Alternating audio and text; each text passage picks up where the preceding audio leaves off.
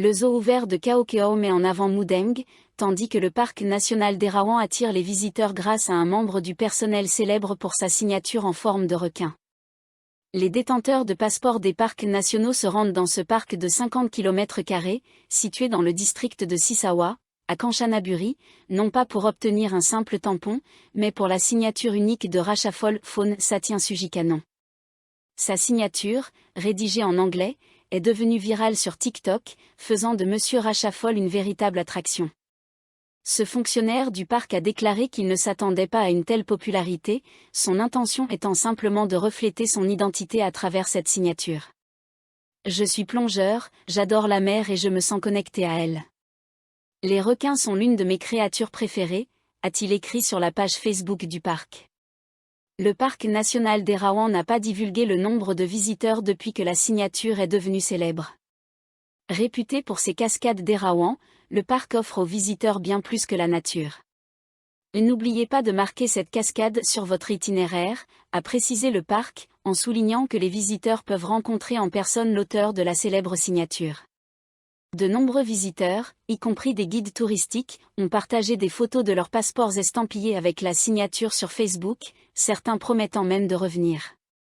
Là bientôt, mon frère requin, a écrit une admiratrice, Nush Soraya. Le ministre des Ressources naturelles et de l'Environnement, Chalerché Srion, a également salué Monsieur Rachafol sur Facebook.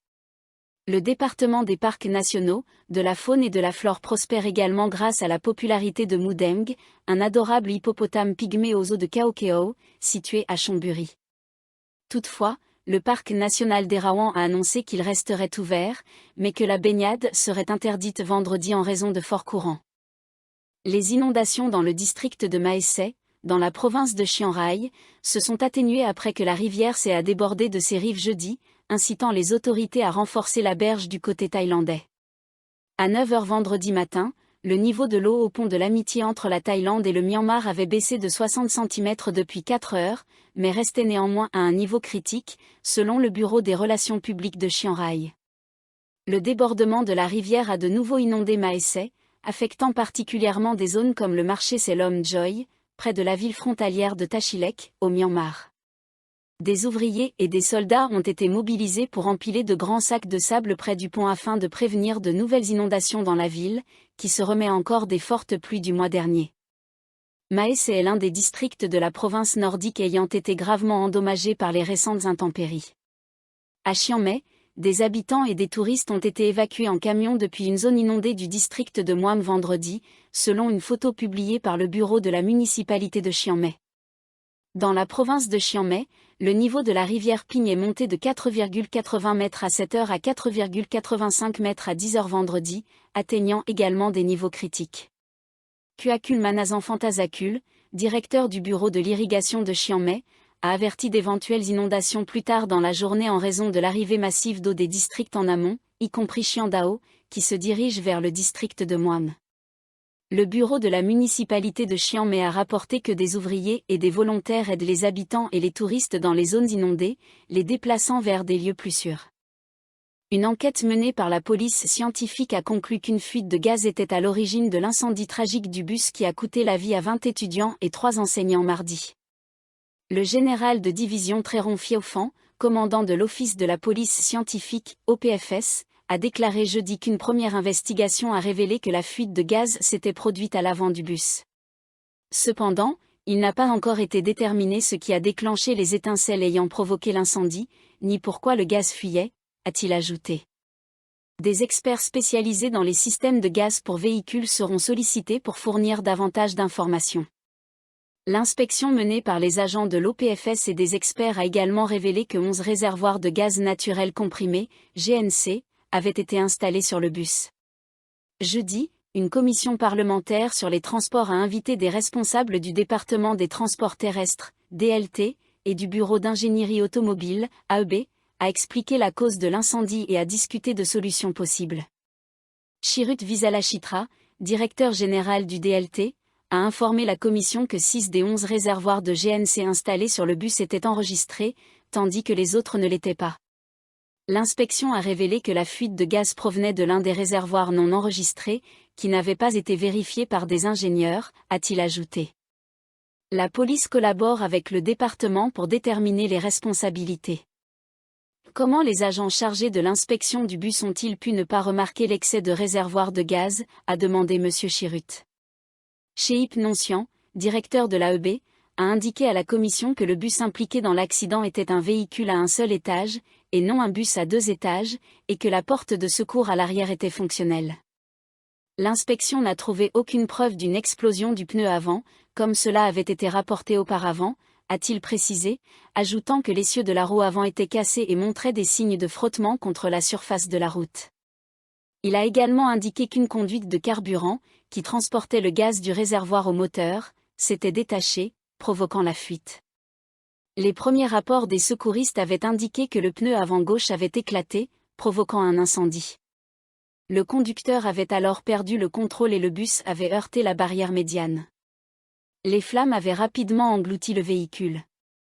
À la suite de cet incident, le DLT a suspendu la licence d'exploitation de transport accordée à Panisara Shinabout, opérateur de la société Shinabout Tour basée à Singbury, a déclaré M. Chirut. La licence sera révoquée si l'enquête révèle que la négligence de l'entreprise est à l'origine de la tragédie. M. Chirut a également noté que l'enregistrement de Kanita Shinabout en tant que responsable de la sécurité des transports de l'entreprise a été révoqué, et qu'une enquête a été lancée sur la société Alternative Resource Engineering Co., qui fournit des services d'inspection et de test de véhicules à gaz. La licence du conducteur du bus, identifié sous le nom de Samarn Chamfu, 48 ans, qui s'est rendu à la police mardi soir, a également été suspendue. Il risque de perdre sa licence s'il est reconnu responsable. Une inspection de l'ensemble des 13 426 véhicules utilisant du GNC sera effectuée dans un délai de 60 jours. Le tribunal provincial de Naratiwa a émis un mandat d'arrêt contre le général Pisal Vatanawonkiri, député de la liste du parti Feutai, en lien avec l'affaire du massacre de Tak Bay en 2004. La Fondation Cross Cultural a annoncé jeudi que le mandat d'arrêt a été délivré mardi à la demande de l'avocat des victimes. La Fondation représente légalement les familles des 85 personnes décédées lors de la dispersion des manifestants par la 4e armée régionale dans le district de Tak Bay, à Naratiwa, le 25 octobre 2004.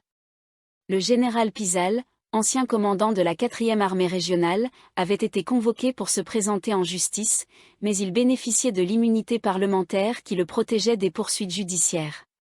Cependant, le président de la Chambre des représentants, Wan Muhammad Noor Matha, a précisé que la Constitution de 2017 contient une disposition permettant à la justice de poursuivre le général Pisal, à condition que cela n'interfère pas avec ses fonctions parlementaires. Le général Pisal n'a pas répondu à sa convocation, ce qui a conduit à l'émission du mandat d'arrêt. Âgé de 74 ans, il se retrouve désormais parmi les 7 accusés poursuivis pour plusieurs chefs d'accusation, notamment pour leur implication présumée dans le meurtre des 85 manifestants, selon la Fondation. Le général Pisal avait ordonné la dispersion de la manifestation et déclaré un décret d'urgence sur le site, où 7 manifestants sont morts sur place. Par la suite, 78 autres sont décédés par asphyxie ou défaillance organique après que 1000 manifestants ont été entassés en plusieurs couches dans 25 camions militaires. Ils avaient été transportés dans ces conditions jusqu'au camp militaire d'Ankayutaborian, à Patani, situé à 140 km. Par ailleurs, Rangsiman Rom, député de la liste du Parti du Peuple, a accusé jeudi le gouvernement de tenter de retarder les procédures judiciaires dans l'affaire de Tak Bay en empêchant les suspects d'être jugés avant que la prescription de l'affaire n'expire le 25 octobre, soit 20 ans après les faits. Il affirme que le gouvernement agit ainsi pour protéger une personnalité importante de l'État qui serait nommée comme le véritable instigateur du massacre lors des auditions de témoins. Les gens commencent à croire que vous et votre parti politique cherchez à clore l'affaire en laissant expirer la prescription sans entendre les témoins, car leur témoignage pourrait peut-être désigner un nom encore plus important, n'est-ce pas, a déclaré M. Rangsiman. Le vice-premier ministre et ministre de la Défense, Fintam Wesheyache, a répondu que la question visait manifestement à discréditer le gouvernement et cette fameuse personnalité importante. En réalité, cette affaire suit son cours judiciaire, impliquant divers acteurs, y compris la police, les procureurs et le tribunal, a précisé M. Fintam. Le gouvernement fait sa part en accélérant la recherche des suspects par la police pour qu'ils soient jugés, ce qui n'est pas simple, a-t-il ajouté. Si vous avez des preuves pour soutenir votre affirmation selon laquelle la police traîne des pieds, présentez-les pour étayer vos dires. Ne vous contentez pas d'imaginer des choses et de lancer des accusations sans fondement, a-t-il déclaré.